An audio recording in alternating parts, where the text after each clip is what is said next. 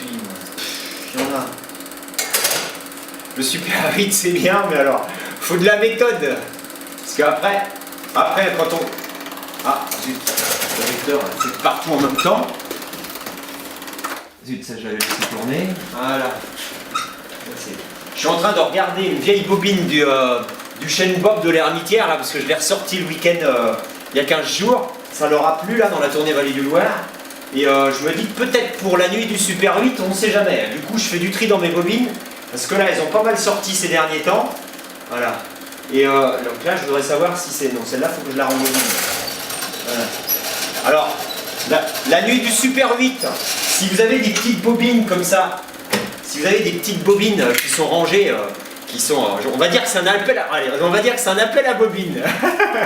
Si vous avez des petites bobines Super 8 qui sont dans des cartons, ou bien dans des sacs comme ça, je dis ça c'est pour les jeunes qui savent pas comment c'est les Super 8, qui trouveraient ça par exemple dans des cartons, des caisses de famille ou n'importe, hein, oh zut, ça saute encore, on m'énerve celui-là, il doit y avoir un problème de scotch. Voilà. Voilà. Non parce que sinon il est net, hein, faut pas croire. Donc ouais, ça c'est un des problèmes de Super 8, c'est qu'en fait vous pouvez avoir, ça peut se présenter de différentes façons. Où c'est que je l'ai mis? Voilà, dans un sachet comme ça, hein, alors généralement il y a le nom, ou alors la bobine elle est toute seule. Mais des fois ça peut être une bobine blanche aussi, c'est plus rare. Normalement c'est des noirs. Hein, voilà. Et donc sinon, ben, quand les bobines elles sont montées, ces petites bobines là, vous me suivez, hein, si vous êtes perdu vous me le dites. Les petites bobines, elles sont montées comme ça sur des plus grosses. Des fois, il y en a des plus grosses. Mais alors là, faut déjà, ça veut dire que c'était, elle avait beau être amateur, ça doit être déjà à la limite professionnelle. Enfin, quoique, il y a des amateurs qu'on faisait pas mal.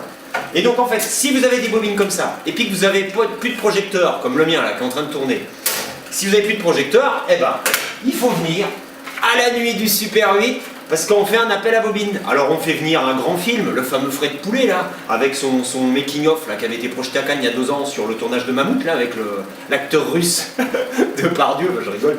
Mais donc lui il vient, c'est l'invité vedette. Mais sinon, nous, si on fait une nuit du Super 8, c'est pour qu'il y ait des vieilles bobines, donc des vieilles bobines d'amateurs, des bobines de famille, des bobines de fêtes de village, des bobines de peut-être même des fictions. Hein. Alors ça peut être ancien, mais ça peut être aussi récent.